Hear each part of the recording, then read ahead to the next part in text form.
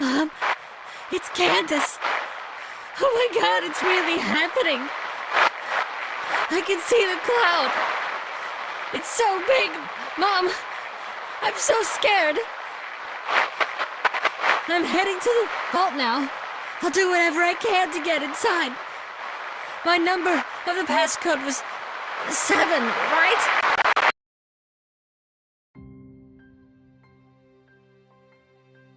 Good day to everyone. If there's a world-building game development studio that rarely, if ever, misses the mark, it would have to be Bethesda. I'd be lying if I said otherwise. The real reason for this channel's existence is to explore and narrate the worlds of RPG games. There are countless videos on the internet covering this topic already, yet I feel that by incorporating my own personal experiences, it might be worthwhile to tell these stories once again. In today's video, we're going to explore the formation of the Fallout universe. Rather than focusing primarily on the games themselves, we'll take a closer look at how human civilization ultimately became the architect of its own destruction. So here it is, the laying of the historical foundations of the Fallout universe. At first, the world of Fallout bears an undeniable resemblance to our own. World War II ends, and both the United States and the Soviet Union emerge as victorious superpowers. The arms race begins, ushering in the Cold War. But while our world embarks on a path of social change, the Fallout universe veers in another direction. American society becomes trapped in an idealized, conservative version of the 1950s. Technological development, too, takes a different course. Instead of transistors and microchips, vacuum tubes remain the industrial standard, giving rise to a strange, retrofuturistic world. Life becomes automated, but through analog systems. Automation weaves its way into every aspect of life.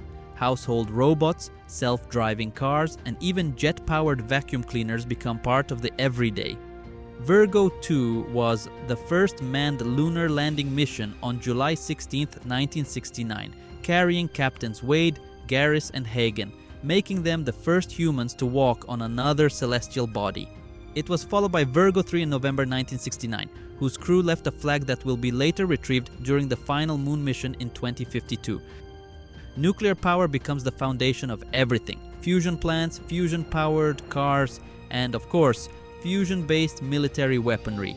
Yet this technological marvel cannot offset the simple truth: the world's natural resources are slowly running out.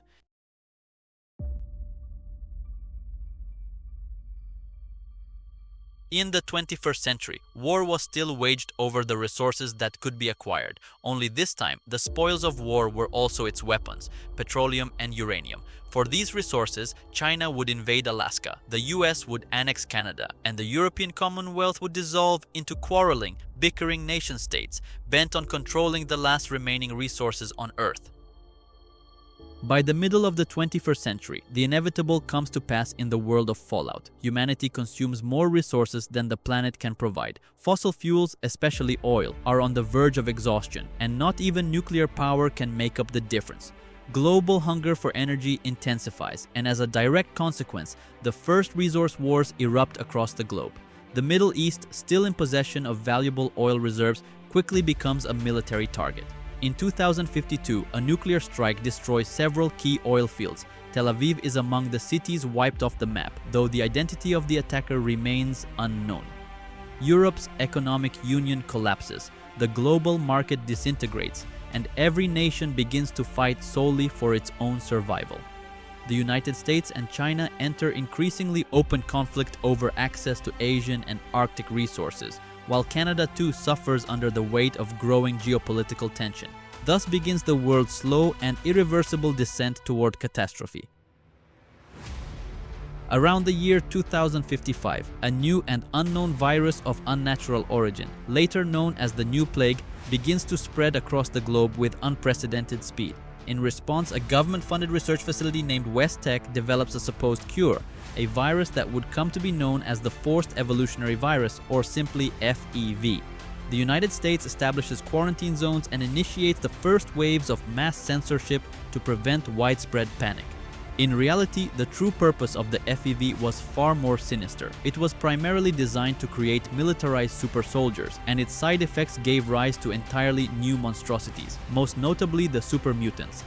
It's also been suggested that Vault-Tec may have deliberately exaggerated the threat of the plague in order to justify activating the Vault system, though there's no concrete proof of this, only scattered implications. Still, I think it's worth mentioning.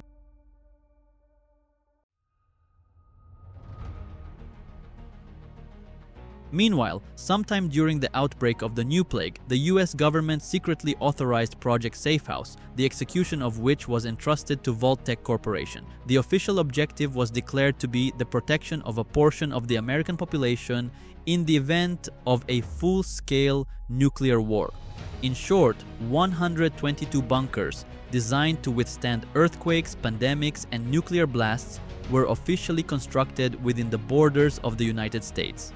The vaults were deliberately insufficient to accommodate the entire population. By 2077, the US had hundreds of millions of citizens, yet only a few tens of thousands could have survived inside these facilities. One of the most important technological components of select vaults was the GEC, Garden of Eden Creation Kit, a device intended to assist with post-war reconstruction. Water purifiers, fusion reactors, automated medical systems, all vaults were equipped with highly advanced technology, ensuring long-term self-sufficiency underground. According to the archives, there is no GEC currently in stock at Vault City's amenities office. The people of Vault City seem to have used the only one they had to help establish the place when they came to the surface. From what you can make out in the archives, 2 GECs were part of every Vault's standard inventory package. Only one was shipped to Vault 8, however. To the public, it was presented as a noble initiative. The survivors living in the vaults would be tasked with redesigning civilization after the catastrophe. Vaults were advertised as capable of functioning for over 200 years without external support, promising the residents a safe, sterile, and technologically advanced environment in which to wait out the apocalypse. It's no surprise that countless civilians eagerly volunteered as test subjects, most of whom, unbeknownst to them, were subjected to inhumane experimentation. The true objective of the project was nothing less than to conduct social, genetic, psychological, and technological experiments within a closed environment, all with the aim of laying the foundation for a new, perfect society in the post-war world. This meant that psychological manipulation, fear-based control, and carefully engineered social stress scenarios were common within the walls of Vault-Tec installations. Certain vaults were even co-opted for military or intelligence research, used directly by the armed forces or shadow government agencies. The WestTech FEV program was conducted in several vaults, Vault 87 being the most infamous example, and others provided test data for viral evolution studies. But who exactly was allowed into the vaults? Official government messaging claimed that entry was voluntary and democratic, and in many cases, lotteries were used to determine who would be granted access. In some vaults, individuals were deliberately selected for their deviant, experimental, or control group traits, including people struggling with addiction, highly religious communities, or groups experiencing identity crises, since the intentional generation of conflict was a central element of the psychological and social experiments being conducted. The vast majority of the population, meanwhile, received nothing more than token registration. While they were told they had the opportunity to sign up for the Vault program, they were never actually added to the system, and were instead given a false sense of security by the government, meant to prevent mass panic and civil unrest as nuclear tensions escalated. I'm actually planning a dedicated video focusing entirely on the vaults, where I'll cover every known vault, along with the twisted experiments and disturbing details behind each one. There will be no shortage of shock and outrage, so if you'd like to see that video here on the channel, let me know in the comments. But for now, let's keep going. There's still a lot left to cover.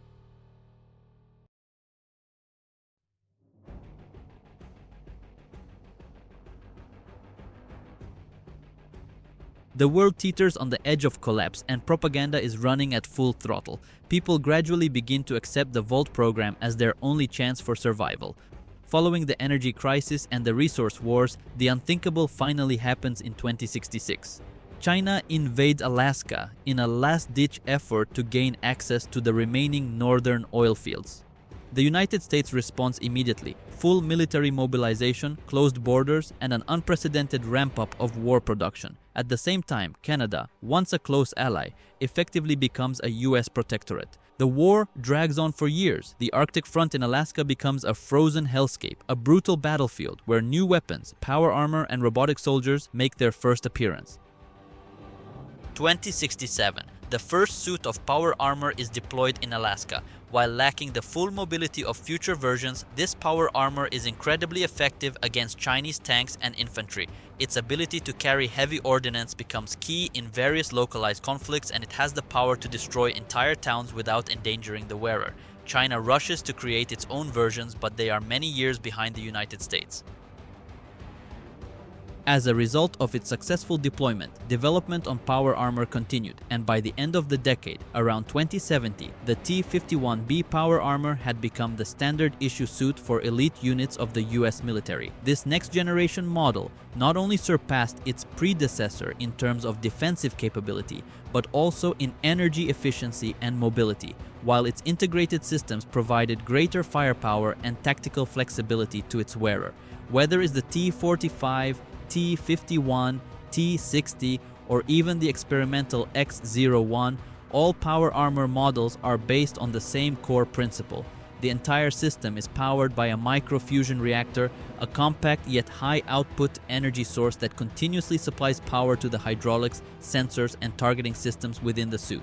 While the Fallout canon does not provide exact monetary values for each model, some sources and lore-based estimates suggest that a fully equipped power armor unit may have cost as much as a light tank, especially when factoring in the fusion power source, maintenance infrastructure, and the specialized training required to operate it.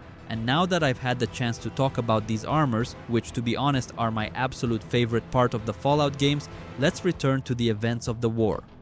By 2068, military presence in Canada had increased significantly. In 2069, part of the Canadian population began protesting the occupation, but these demonstrations were swiftly and brutally suppressed by US military forces, with several major cities declared under martial law. The state-run media continued to describe the situation as a friendly presence, but the truth was clear: Canada's independence was eroding by the day. Meanwhile, society within the United States was rapidly militarizing. Starting in 2071, mandatory basic military training was introduced in schools. Food and energy distribution was placed under a strict rationing system, and all industrial capacity was redirected to support the war effort. By this point, it had become obvious that this trajectory could only lead to one final outcome. The only question left was, when?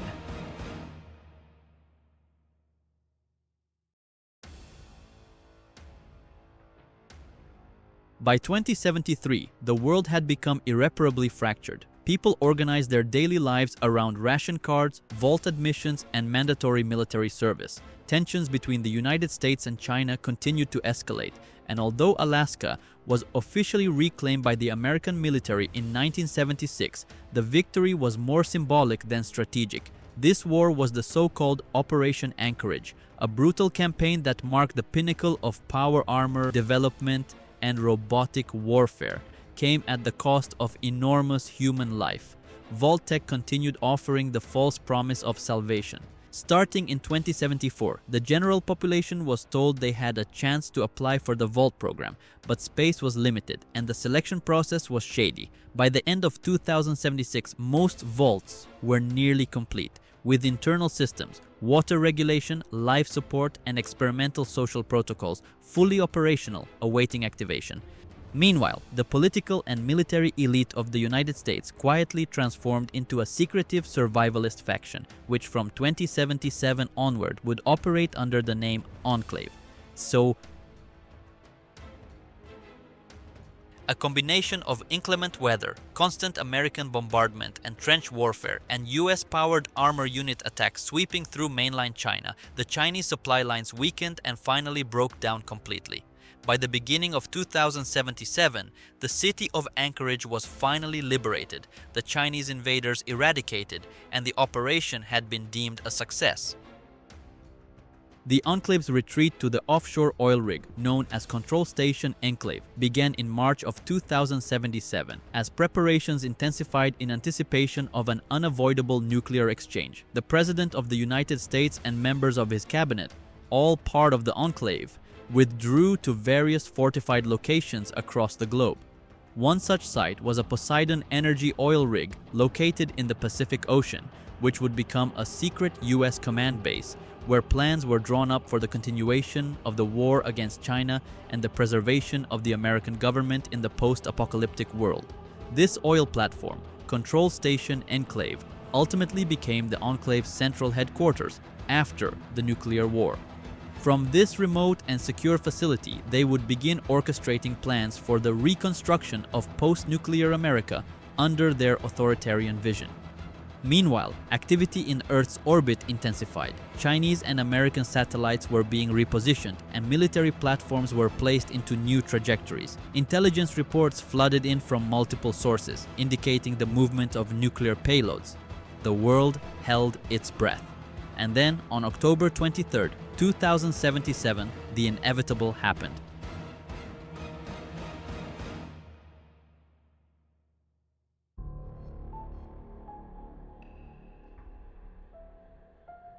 On the morning of October 23, 2077, a day that began like any other, the first missiles appeared in the sky at 9:42 a.m. There was no warning, no declaration of war, and it was never determined who fired first, the Enclave or China, because in that moment it no longer mattered.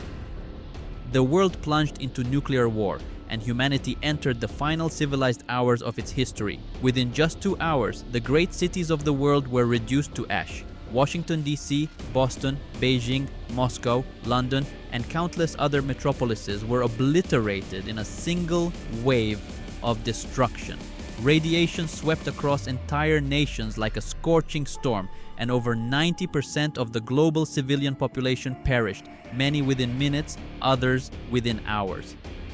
Those lucky enough or privileged enough to hold a vault pass found shelter underground, but most never reached the closing steel doors in time. The vaults sealed shut, and with them, all contact with the outside world was lost. The government disappeared, or more accurately, transformed. The United States of America, as it once existed, ceased to be.